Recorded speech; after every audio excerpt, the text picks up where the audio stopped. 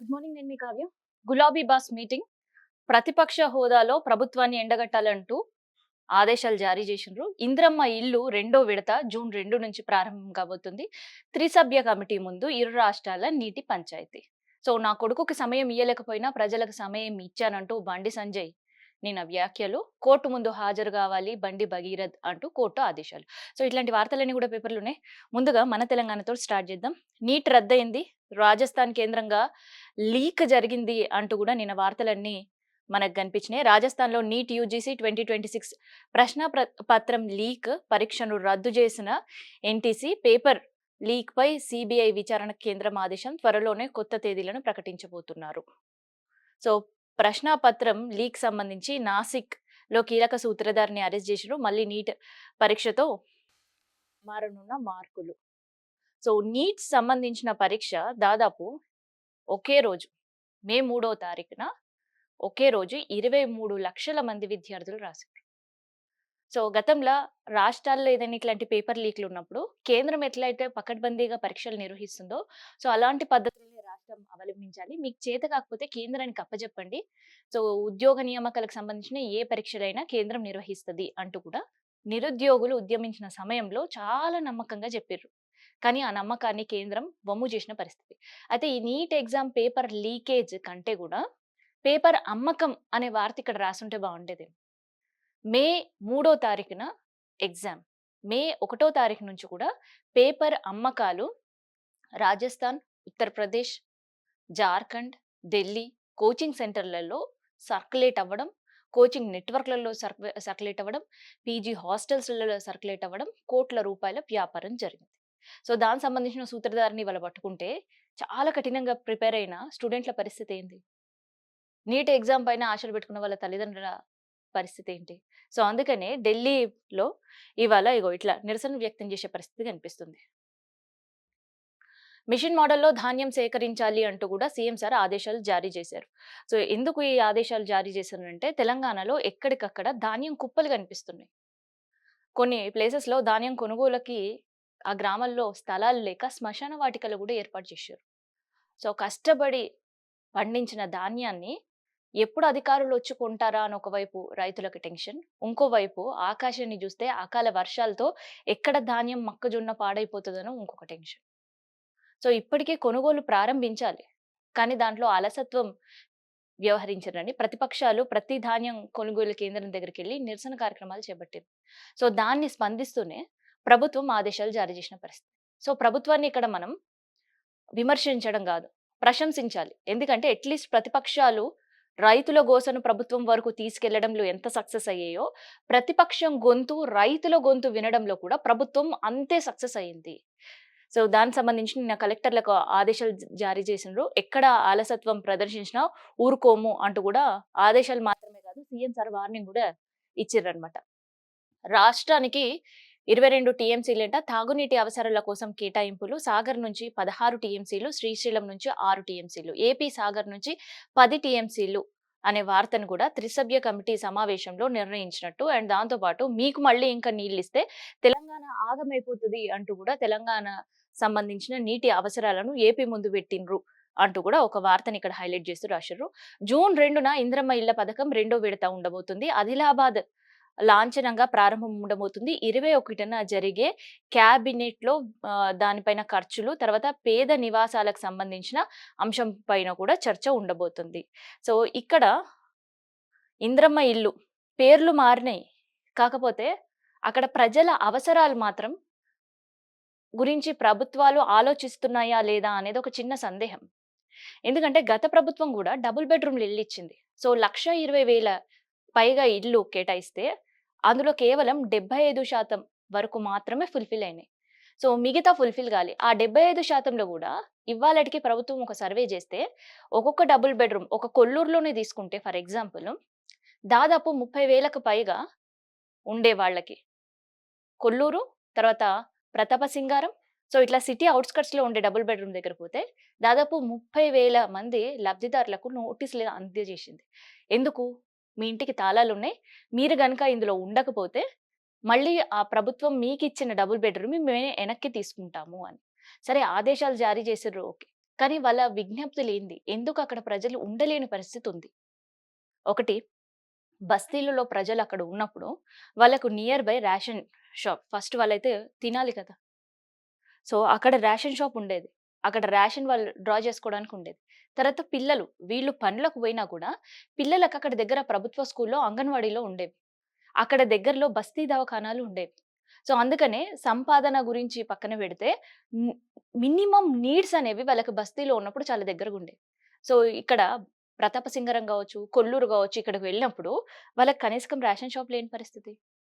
కనీసం వాళ్ళ పిల్లలు చదువుకోవడానికి అంగన్వాడీలు లేదంటే ప్రభుత్వ పాఠశాలలు లేని అక్కడి నుంచి బయటికెళ్ళాలంటే కనీసంగా అక్కడ ఒక ట్రాన్స్‌పోర్ట్ ఫెసిలిటీ లేదు. సో, ప్రైవేట్ ట్రాన్స్‌పోర్ట్ వాళ్ళని నిలువు దోపిడీ చేసిన సిట్యుయేషన్. మళ్ళీ వాళ్ళు ప్రతి నెల రేషన్ కంటే ఒక్కరోజు రేషన్ షాప్‌కెళ్తే సివిల్ సప్లై ఆఫీసర్ అధికారులు ఎన్ని చెప్పినా కూడా రేషన్ షాప్‌లో ఒక్కరోజు పోయి నిలబడితే రేషన్ అందని దుస్థితి. సో, వీటన్నిటిని తాళలేక అక్కడ ఇళ్ళకి తాళాలేసుకొని మళ్ళీ వాళ్ళు వెనక్కొచ్చి బస్తీలోని నివాసం ఉండే పరిస్థితి. సో, వాళ్ళకి సంబంధించి ఎట్లాంటి ఫెసిలిటీస్ లేనప్పుడు ఎక్కడ ఉంటారు? ఎలా ఉండే పరిస్థితి ఉంటది? సో, ఇప్పుడు ఒక్కసారి మళ్ళీ జూన్ 2 నుంచి ఇందిరమ్మ ఇళ్ళకి సంబంధించిన పథకాలు ప్రారంభమవుతుంది అంటే, డబుల్ బెడ్‌రూమ్ ఇళ్ళను లాక్కొని వేరే లబ్ధిదారులు ఎవరైతే లిస్ట్‌లో ఉంటారో వాళ్ళకిచ్చే కార్యక్రమం జరుగుతుంది. బియాండ్ ఈ పథకం వెనక నడుస్తున్న ఒక కుట్ర అనేది అందరూ గూడా తెలిసిన ఓపెన్ సీక్రెట్. ఇక్కడ మళ్ళీ నష్టపోయేదెవరు? పేద ప్రజలే. ఎందుకంటే దాదాపు బీఆర్ఎస్ ప్రభుత్వం వచ్చిన మొదటి నాళ్లలో పేద ప్రజలు అందరికి ఇల్లు ఇస్తామని చెప్పి 2 సంవత్సరాల అధికారంలో కూడా నామమాత్రంగా మాత్రమే ఇల్లు కట్టబెట్టిన పరిస్థితి. సో, తర్వాత ఆ పంపిణీ కూడా రెండో దఫాలే చేసింది. సో, అందుకని ప్రభుత్వాన్ని పడగొట్టే పని పేదలు ఎంచుకున్నారు. సో, ఆ తర్వాత చలనమొచ్చిన కాంగ్రెస్‌కి అవకాశం ఇచ్చిన తర్వాత ఏమైనా కాంగ్రెస్ తీరులో మార్పుందా అంటే, ఇచ్చిన ఇల్లు గుంజుకునే మార్పు తెచ్చారు. సరే, డబుల్ బెడ్‌రూమ్‌ల పరిస్థితి ఇట్లా ఉంది. మరి ఇందిరమ్మ ఇల్లు దరఖాస్తుల పరిస్థితి ఏంటి అంటే, ఇందిరమ్మ ఇల్లు అర్హులు గావాలంటే వాళ్ళకి ఎకనామిక్ సంబంధించి ఒక 2,00,000 లోపు వాళ్ళకి ఆదాయం ఉండాలి అని గావచ్చు, లేదంటే రేషన్ కార్డ్ ఉండాలని గావచ్చు. ఇక్కడి వరకు పెట్టిర్రు ఓకే. పేద ప్రజలు చాలా మంది ఇందులో ఉంటారు. కానీ కార్ ఉండే వాళ్ళకి మేము ఇవ్వము. గత ప్రభుత్వమేమో వాళ్ళకి ఫండ్ అలొకేట్ జేసినప్పుడు ఎస్టీ, ఎస్సీకి సంబంధించి. సో, వాళ్ళేం జేషిర్రంటే ఆ డబ్బుతో కార్లు గొనుక్కొని డ్రైవింగ్ జేస్తూ జీవనం సాగించే పరిస్థితి. ఇప్పుడు మీకు కార్లున్నాయి గదా! మేము ఇల్లియ్యమని కొత్త ప్రభుత్వం జెప్పాలి. అంటే ఉన్న కారు అమ్ముకోవాలా? లేదంటే ఈ ఇల్లు మాకింక రాదు. కార్‌తో మాత్రమే మేము కారు రోజున ఉడుక్కొని డ్రైవింగ్ జేసుకొని ఉపాధి పొందాలా అని ఆలోచించాలా పేద ప్రజలు. సో, ఇట్లాంటి ఎన్నో ట్విస్ట్‌ల మధ్య ఇందిరమ్మ ఇల్లుకి సంబంధించిన పథకం వచ్చే నెల జూన్ 2 నుంచి మళ్ళీ ప్రారంభం కాబోతుంది. సో, అదే వార్తని ఇక్కడ రాశిండ్రనమాట.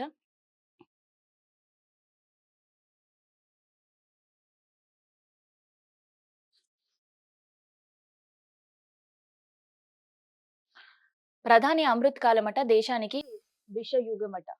లక్షలాది మంది విద్యార్థులకి శ్రమ వృధా అయింది అంటూ రాహుల్ సార్ నిన్న ఢిల్లీలో మాట్లాడిండు. ఇది వైఫల్యం కాదు, దేశ యువత భవిష్యత్తుపై జరిగిన నేరం. లింక్ మాఫియా శిక్ష నుంచి తప్పించుకోవడానికే విద్యార్థులు మాత్రం శిక్షలు అనుభవించక తప్పదు. లీగుల మాఫియాను శిక్షించాలి అనంటే విద్యార్థులకి ఇదే శిక్ష, లీగుల మాఫియా కాదు అంటూ కూడా ఇక్కడ రాహుల్ సార్ అన్నాడు. సో, విద్యార్థుల గురించి చాలా మాట్లాడారు రాహుల్ సార్. అప్రిషియేట్ చేయాలి. అట్లాగే తెలంగాణ రాష్ట్రంలో కూడా ఇక్కడుండే విద్యార్థులకి, తర్వాత నిరుద్యోగులకి రాహుల్ సార్ వచ్చి మాట్లాడారు. ఎన్నికలకు ముందు హామీ ఇచ్చారు. కానీ ఎందుకు ఢిల్లీలో జరిగే కేంద్రంగా జరిగే నిరుద్యోగుల గురించి కావచ్చు, విద్యార్థుల గురించే రాహుల్ అన్న ఎందుకు మాట్లాడతారు? తెలంగాణకు సంబంధించిన నిరుద్యోగుల గురించి, ఉద్యోగుల గురించి ఎందుకు మాట్లాడలేని పరిస్థితి ఉంటది. సో, అక్కడ కేంద్రంలో ప్రభుత్వం పైన విమర్శలు గుప్పించడం మాత్రం కేవలం రాజకీయాలకు మాత్రమే ఇక్కడ నిరుద్యోగులని, విద్యార్థులని వాడుకుంటున్నారని ఒక క్లియర్ కట్‌గా అర్థమైతుంది.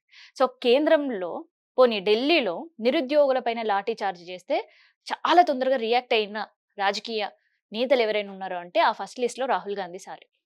మరి అట్లాంటి పరిస్థితిలో తెలంగాణకు సంబంధించిన నిరుద్యోగులు ఏకంగా ఢిల్లీకొచ్చి మిమ్మల్ని కలవాలని ఎన్నో సార్లు ప్రయత్నించినప్పుడు వాళ్ళకి కనీసక అపాయింట్‌మెంట్ లేదు. ఇక్కడ పోస్ట్ కార్డ్ ఉద్యమం జరిగింది. పోస్ట్ కార్డ్‌లో నిరుద్యోగులకి కాంగ్రెస్ ప్రభుత్వం ఇచ్చిన హామీలేమైంది? మీరు నేరుగా వచ్చి మాకు చెప్పిన హామీలేమైనాయి అన్నా అని ఒకరు, సార్ అని ఒకరు పంపించిన లెటర్‌లు ఏమైనాయి? దానిపైన ఇప్పటి వరకు రాహుల్ సార్ స్పందించని పరిస్థితి. నిరుద్యోగులకు సంబంధించిన ఉద్యోగాలు ఈ విషయంలో కాంగ్రెస్ ప్రభుత్వం ముందుగా ఉంటది. లక్షలాది ఉద్యోగాలు ఇస్తామని చెప్పిన అసెంబ్లీ సాక్షిగా ఒక పక్క ఐటీ శాఖ మంత్రి చెప్పే, ఇంకో పక్క ఎమ్మెల్సీ సార్ కూడా చెప్పే. బల్మూరి వెంకటన్. ఇక మేము ప్రభుత్వాలను ఉద్యోగాలు కల్పించడంటే అది మాతోటి గాని పని. ప్రైవేట్ ఉద్యోగాలు కల్పిస్తామని. సో, అటు ప్రభుత్వ ఉద్యోగాలు లేక, ఇటు ప్రైవేటు ఉద్యోగాలు లేక, ఏం చేయాలో అర్థం గాక, తల్లిదండ్రులకి భారమయ్యి, కాంగ్రెస్ ప్రభుత్వం 2 సంవత్సరాల్లో దాదాపు 12 మంది నిరుద్యోగులు సూసైడ్ చేసుకొని చనిపోయారు. సో, అట్లుంది. దీనిపైన గూడా ఒకసారి రాహుల్ అన్న మాట్లాడితే బావుండు. ఏమవుతుంది తెలంగాణలో అని. రేపటి నుంచి బడిబాటనంట ఎర్రవల్లి ఫార్మ్ హౌస్‌లో జరిగిన బీఆర్ఎస్ పార్టీ ప్రధాన ఆహ్, మీటింగ్‌లో ఏం జేయాలి అనే దానిపైన సార్ మాట్లాడి ఆదేశాలు జారీ జేషిర్రు. సో, అదే వార్తని ఇక్కడ హైలైట్ చేస్తూ రాషిర్రనమాట. అన్నా డీఎంకే చీలిక వర్గం నేతలతో తమిళనాడు సీఎం విజయ్. అన్నా డీఎంకేలో ముస్లిం 30 మంది ఎంఎల్యూతో పాటు తిరుగుబాటు. నేటి బలపరీక్షకు సీఎం విజయ్‌కు మద్దతుగా ఓటు. మొత్తం 47 మందిలో 30 మంది తిరుగుబాటుతో చీలికపడ్డ అన్నా డీఎంకే. తమిళనాడు స్పీకర్‌గా ప్రభాకర్ ఎన్నిక. బడులు గుడులు సమీపంలో మద్యం దుకాణాలు విజయ్ వేటు అనే వార్తని ఇక్కడ హైలైట్ చేస్తూ రాసిర్రు.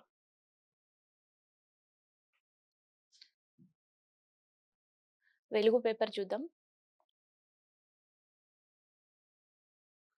సో, నేటి నుంచి మండే ఎండలంట 22 వరకు తీవ్ర స్థాయిలో టెంపరేచర్స్ ఉండబోతున్నాయి. 47-48 డిగ్రీల వరకు నమోదయ్యే ఛాన్సెస్ ఉన్నాయి. సో, నైరుతి ఋతుపవనాలు అనుకూలంగా వెదర్ ఉండబోతుంది అనే వార్తని ఇక్కడ హైలైట్ చేసిర్రు. సో, ప్రతి పేపర్‌లో కూడా నీట్ రద్దు అనే వార్తనే ప్రధానంగా చూస్తున్నాం. నా కొడుకు తప్పు చేస్తే 100% శిక్ష పడాల్సిందే. చట్టం ఎవరికీ చుట్టం కాదు. అందరికీ సమానం అంటున్న బండి సంజయ్. జనం కోసం ఆలోచించి నా కొడుకు నేనే టైం ఇవ్వలేదు. అదే నేను చేసిన పొరపాటు, క్షమించండి. బండి సంజయ్ గెలికారు. మీరు పెట్టిన నిప్పుతో అవినీతి కుటుంబ వ్యవస్థను దహనం చేస్తా అంటూ కామెంట్స్. సో, ఎవరిని దహనం చేస్తారు? సో, ఒకరిని ఇట్లాంటి ఒక హోం సహాయక మంత్రిగా ఉండే బండన్ననే ఒక పబ్లిక్ మీటింగ్‌లో ఉండి, మిమ్మల్ని అవినీతి కుటుంబం సరే ఉంటే ఉండినేమో. సో, మిమ్మల్ని దహనం చేస్తా, మిమ్మల్ని కాల్చేస్తా, మిమ్మల్ని చంపేస్తా అంటూ బండన్న మాట్లాడితే, ఇంక ఇంట్లో కొడుకు ఎట్లా తయారైతాడు? తండ్రిని ఆదర్శంగా తీసుకొని తండ్రి అడుగుజాడల్లో నడిచిండా కొడుకు అనే విమర్శలు కూడా వినిపిస్తున్నాయి. సో, తప్పు చేస్తే శిక్షించండి అంటూనే ఒక బీజేపీకి సంబంధించిన గతంలో ఒక జర్నలిస్ట్ ఆయన, ఆ తర్వాత ఆయన బీజేపీ పార్టీలో చేరిండ్రు. సో, ఆయనని ఇరు మధ్య ఇటు బాధిత కుటుంబాలకి, ఇటు బండి భగీరథ్‌కి మధ్యల ఒక డీల్ కుదర్చడానికి గావచ్చు, లేదంటే వాళ్ళిద్దరి మధ్యల సయోగ్యం కుదర్చడానికి గావచ్చు, మాట్లాడాలి అని ఆయనకి అప్పజెప్తే, ఆ సందర్భంలో గూడా బండి భగీరథ్ ఆ బాధిత కుటుంబాలని బెదిరించారు అనే వార్తలు గూడా గుప్పుమన్నాయి. మరి దానిపైన నిజమేనా? కాదా? అని పోలీసుల ఇన్వెస్టిగేషన్ గూడా తేలుతుంది. దానికి సంబంధించిన ఏ ఒక్క చిన్న క్లూ దొరికినా కూడా కొడుకు తప్పు చేశాడా? లేదా? అనేది పోలీసుల అధికారులే దీనిపైన మాట్లాడే పరిస్థితి. ఇక ఇంకొకటి చికెన్ లవర్స్‌కి ఇదొక బ్యాడ్ న్యూస్. రూ. 400 వరకు చికెన్ రేట్ చేరువలో ఉండబోతుందంట. ఇక ఈ సండే చికెన్ తినే వాళ్ళందరూ కూడా సీ ఫుడ్స్ వైపు వెళ్ళే అవకాశం ఉంది. సో, ఎందుకు ఎండాకాలం రాగానే చికెన్ రేట్లు పెరుగుతాయంటే, ఒకటి బర్డ్స్ అనేవి చనిపోవడం అండ్ ఫీడ్ రేట్ పెరగడం. సో, వీటన్నిటికి కారణంగా చికెన్ రేట్లు ప్రతిసారి లాగానే ఈసారి కూడా 400 మార్క్ చేరుకోబోతుంది. బనకచర్ల కోసం బాబు కొత్త కుట్రనంట. బనకచర్ల ప్రాజెక్టుకు పాలమూరు రంగారెడ్డితో లింక్ పెట్టిర్రంట. తెలంగాణ ఒప్పుకుంటేనే తాము అంగీకరిస్తామని మెలికబెట్టిర్రట. కేంద్రంతో చెప్పింది ఒప్పించే ప్రయత్నం చేస్తాము. నికర జలాల పాలమూరు వరద జలాలు బనకచర్లకు లింక్ ఏంటి అంటూ ప్రశ్నిస్తున్న అధికారులు. ఇందుకు ఒప్పుకుంటే తెలంగాణకు భారీ నష్టం. అటు ఇచ్చంపల్లి జీకే లింక్ రాకుండా చక్రం తిప్పుతున్న సీఎం చంద్రబాబు గారు. పోలవరం నుంచి నల్లమల సాగర్ ద్వారా జేసీ లింక్ చేపట్టాలని ఒత్తిళ్లు. రాష్ట్ర విభజన అయిపోయి 12 సంవత్సరాలైంది. మాకేం సంబంధం లేదని గతంలో ఉండే కేసీఆర్ సార్ కూడా చెప్పిండ్రు. అయినా కూడా ఏకంగా తెలంగాణకి ప్రధానమంత్రి అడుగుపెట్టి ఇక్కడ డెవలప్మెంట్ గురించి కావచ్చు, తెలంగాణ గురించి అడుగుపెట్టిన సందర్భంలో కూడా ఏ లెవెల్‌ల ఆయనని అని చెప్పాలో, లేదంటే అక్కడ ఉండే వాళ్ళని మేనేజబుల్ చేసినరో లేదంటే బతిమలాడుకున్నారో ఇంకేం చేసినరో తెలవదు. తెలంగాణకి ప్రధానమంత్రి కేటాయించిన సమయంలో కూడా ఏపీ ముఖ్యమంత్రి ఏకంగా తెలంగాణలో ఒక రోజు ముందొచ్చి కూర్చొని ఆ సమయాన్ని కూడా లాక్కున్న పరిస్థితి. డిప్యూటీ పవన్ కళ్యాణ్ అంటే ఆయనకు ఆరోగ్య సమస్యలు ఉన్నాయి కాబట్టి సో ఆయనను పలకరించి వచ్చిండు ప్రధాని అంటే ఓకే. సో ఆ తర్వాత ఆయన నివాసంలో ఉండి దాదాపు గంటకు పైగా అన్‌షెడ్యూల్డ్ టైమ్ అక్కడ గడిపిండు. ఇదంతా తెలంగాణకి పీఎం ఏమైనా చేసేస్తాడనే బాధనా? లేదంటే ఆ గంట సమయంలో వీళ్ళకి గావాల్సిన ప్రాజెక్టుల గురించి ఏమైనా చర్చ జరిగిందా? అనే విస్తృతంగా పీఎం ఎళ్ళిపోయిన తర్వాత గూడా ఏకంగా బీజేపీలోని కేంద్ర మంత్రులు కూడా చంద్రబాబు పైన గుస్సా ఉండే పరిస్థితి. కనీసం తెలంగాణ అభివృద్ధికి రాష్ట్ర విభజన జరిగినా గూడా ఇంకా పట్టుకొని పీడిస్తున్న చీడ పూడ పురుగేదైతే ఉంది అనంటే చంద్రబాబు నాయుడు అని ఇక్కడ తీవ్ర స్థాయిలో విమర్శలు వినిపిస్తున్నాయి. బాబు గారి వ్యవహార శైలితో. పీఎం సార్‌ని ఇక్కడ కలిసిండ్రు, తెల్లారి ఢిల్లీకెళ్ళిండ్రు. సో ఢిల్లీలో గూడా ప్రాజెక్ట్‌ల గురించి సమావేశం. సో అక్కడుండే అధికారులను కలవడం. అదేదో తెల్లారెళ్లి కలవచ్చు గదా! ఎందుకు ఇక్కడ తెలంగాణకి ఇచ్చిన సమయాన్ని వృధా జేస్తున్నారు? సో ఇక్కడుండే ఎంపీల ఇంట్లో కనీసకం నీళ్లు గూడా తాగని పీఎం కనీసం గతంలో మోదీ సార్ వచ్చినా ఇక్కడుండే ముఖ్యమంత్రి ఇంట్లో గూడా కాలు పెట్టలేడు. పోనీ కేసీఆర్ ఇంట్లో కాలు పెట్టకపోయినా కనీసం ఇప్పుడు ఇక్కడుండే రేవంత్ రెడ్డి ఇంట్లో గూడా నీళ్ళు తాగలేరు. ఆ సమయం గూడా ఇక్కడ ఇయ్యలేరు. ఇటు తెలంగాణకు సంబంధించిన ఎంపీలకు సమయం ఇయ్యలేదు. తెలంగాణకు సంబంధించిన ముఖ్యమంత్రికి సమయం ఇయ్యలేదు.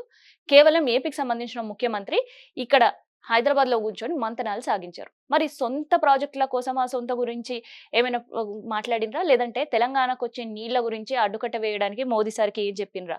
సో ఇదే విమర్శలు ఇవాళ తెలంగాణలో వినిపిస్తున్నాయి.